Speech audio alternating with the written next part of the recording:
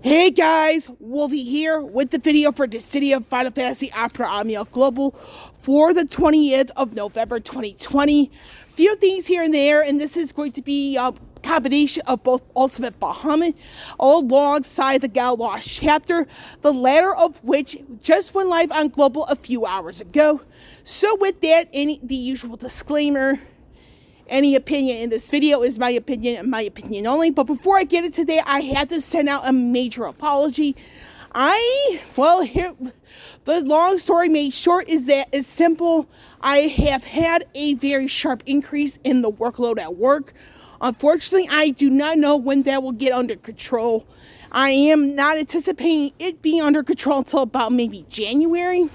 So I do apologize. So like I said, I am working a lot more as of late, so I probably won't be able to do so much for the community until around January, when I anticipate things getting under control. So with that, I will have the Dissidia database website link in the description below, so that way people could do research on their own time, come up to their own conclusions. So with that, I will be going into certain things, that's inside the in-game news, so that way you guys get to hear how I feel about certain things. And with that, I will meet you all at the home screen. Okay, so I will say though this before I do a proper pause is that regarding the Leon spotlight and the Kuja rework analysis, those will be two separate videos. I am still doing some mental notes on those. For Leon, I had something, but I realized I went completely off scale. So I wound up scraping that, so I'm still kind of, doing mental notes on that. The Kuja rework analysis will be a completely separate video, so just a little heads up right there. And I am back, so we're going to go into the information in red, but we're going to go into some of the other stuff first and foremost. We have here the Tier 17 of Dimensions and Entropy. So we're just going to scroll all the way down. And, okay, that's not it. That's not the one I want. Okay, so we're going to go into the tips for Tier 17. So here we are.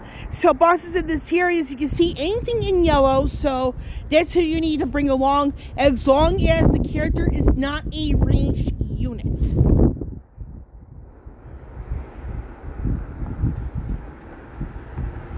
So that's all you need to know. And I do want to add here is that with the debut of Tier 17, it is the debut of the Diamond Plate.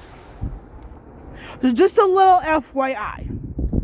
So, and then again, that went live alongside Ultimate Bahamut. And like Ultimate Bahamut, it is permanent. So no need to rush if you're in a situation like I am, where work is going to be taking up so much of your time. So with that, like I said, the Kuja rework analysis is going to be a separate video. There is the limited time weapon enhancement chance for this month, and by that more specifically, the latter half of the month. So we're going to go into varying bundles here. You have here the 7-day gem sale for Ultimate Bahamut. It's the same old stuff you've seen before, but to show it off, this is what it is. And it ranges, in prices, and it does have a sales tax for Android users in the United States, where there is a sales tax involved. I live in a state that is affected by it, so that's that on that. Now we're going to go into the alternate costumes here. You have here, this is the return of the Kuja alternate costume alongside the Garnet alternate costume. This is Kuja. And this one right here is going to be Garnet. So for both of them, it is going to be $36.99 each. They both come with 9,000 gems apiece. And again, it is before tax. So what we have here is, we're going to go into some of the banners. Again, I don't want to get into some of the information I read until a little bit later. So this is the debut of the LD Emperor's weapons for Kuja. He is the villain for Final Fantasy IX. I will mention here that for those of you who are planning on skipping, I don't blame you. Especially, knowing that Kuja's LD does come back when Y'shtola gets her 80-80 awakening. And when the Yish, that's my name for Y'shtola, so don't be surprised. So when the Yish gets her 88 awakening, she also gets her first weapon, her LD weapon, and her secondary rework. So when she gets all of that, she also gets the LD wing of her character enhancement board available alongside Kuja's. Again, that's like the 8080 Awakening character enhancement board, an extension to the LD wing, all that good stuff for Kuja as well. So if you skip it for that reason alone, I don't blame you. If you're skipping it for other reasons, I don't blame you. But he is a good damage dealer, you know. But I'm going to get into more on him in the rework analysis video, which is going to be a separate video. So this is the banner where it's Kuja, Garnet, and Lulu. And we're going to go into the second one where it's going to be just Kuja's LD and burst weapon. As this will also have Rydia, Porum, and Papalimo. Now, I'll get into Ultimate Bahamut itself like in a little bit. And I'm going to be specifying Porum in a certain aspect. So, with that, without any further delay, we're going to go into the Ultimate Bahamut information. Now, for Ultimate Bahamut, when it comes to just the farming stage, that and or Cosmos, if you have a fully kitted up Lena or Ignis, because these two provide debuff immunity at 100%, provided you work them up a certain way. If you have those two around, you can easily take those two into the farming stage as well as the Cosmos stage. And the reason why I say this is because, and this is a bit of a tip here, so for Ultimate Bahamut, you're going to be facing off against Neo Bahamut. Now, for those of you who may not be familiar with Neo Bahamut, he is actually in Final Fantasy VII as, like, you know, like one of those red materia summon orbs. However you want to call it. But basically, you fight off against him here in DFFOO. Now, the reason why I mentioned Lena and Ignis is because of this.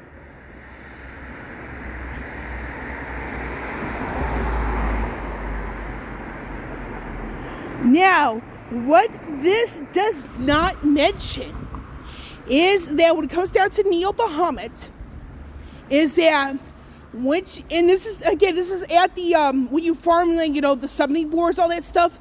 So once you get to Bahamut at half, and this is regardless of where if you have a paralysis or whatever, regardless, he's gonna have this counter called Dragon King's Revelation, something like that. I'm not so sure if I got the exact name correct, but what I can tell you what it does is that the quote-unquote counter inflicts a framed HP poison, meaning that before you take your turn, your HP goes down by a certain percentage. It's a silvered frame buff. It lasts for about 2 turns. Now, if you have Lena or Ignis fully kitted, ready to go, they give the HP poison the middle finger. So that is a tip right there.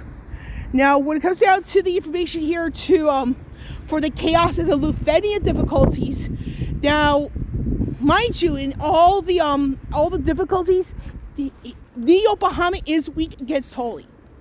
However, for Chaos and Lufenia, they're tough against melee and range. So your best bet for Chaos and Lufenia, it's all magic. That's your best bet right there.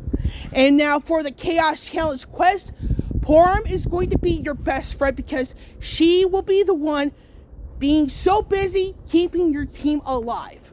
She is a must for the Challenge Chaos quest. The Chaos Challenge quest. Porum is a must. Now the second person, you know, for the Challenge quest needs to be a fully kitted up Kuja because he deals a lot of damage. That's all I'm going to say out there. He deals enough damage to where he can do half on an easier difficulty. But those two are those are your two best bets in that regard. Now the third one, I may have to give this to Rydia because Rydia, she hits like a freaking truck, and this is despite the fact she is of the water element and without her LD.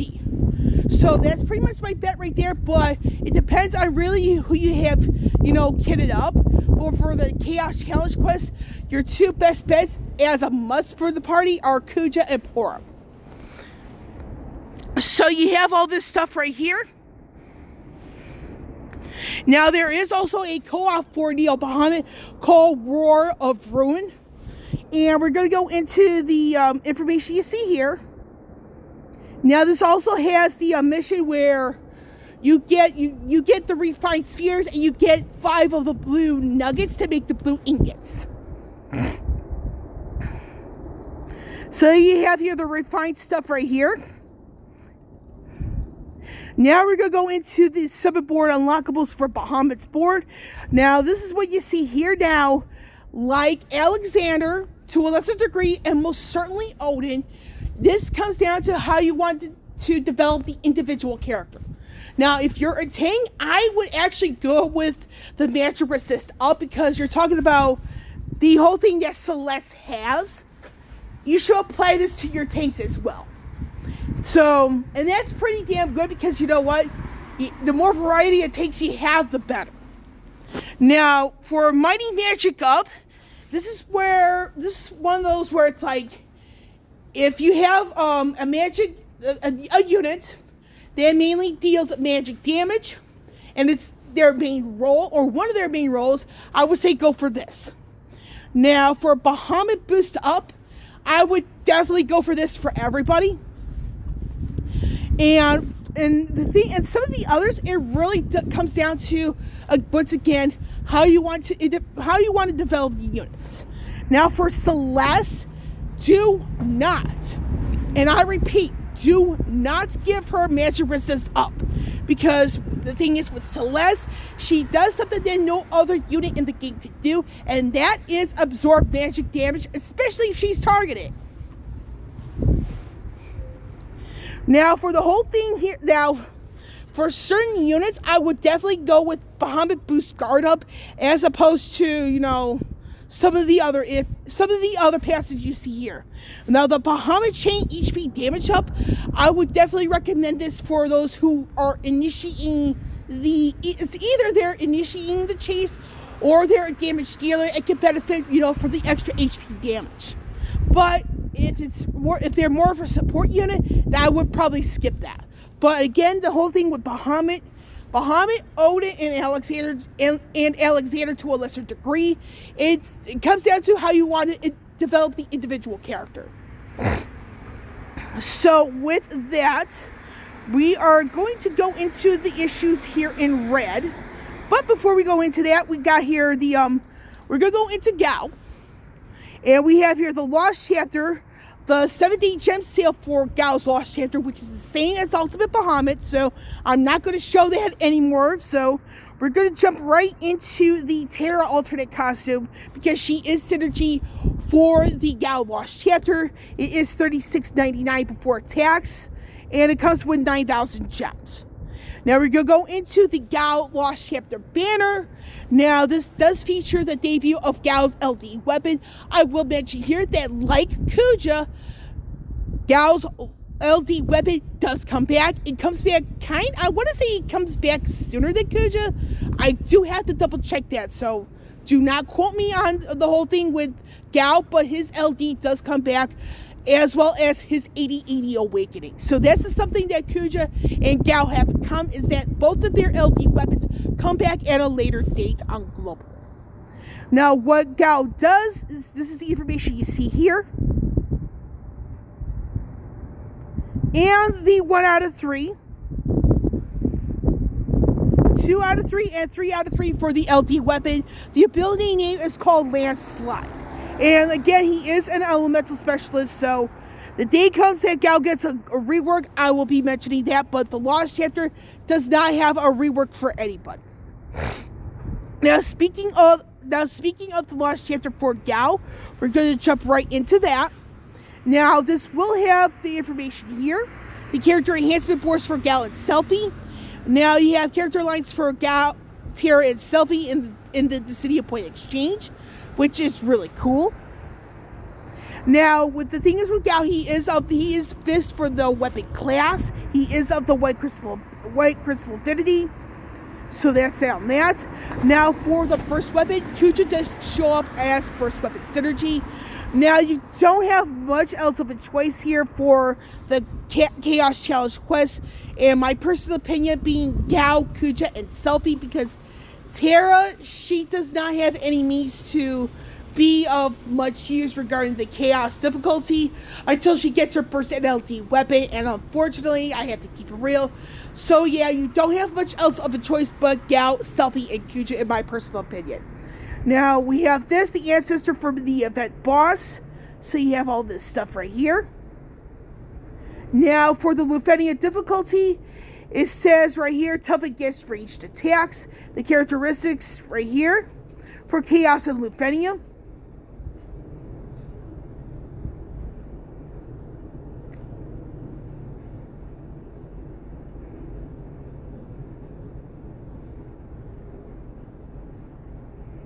And this is the artifact token mission right here as well.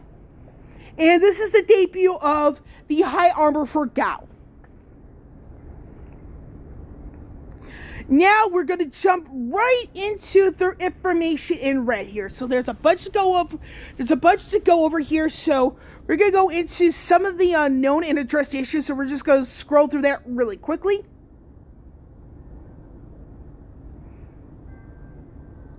As well as the addressed issues.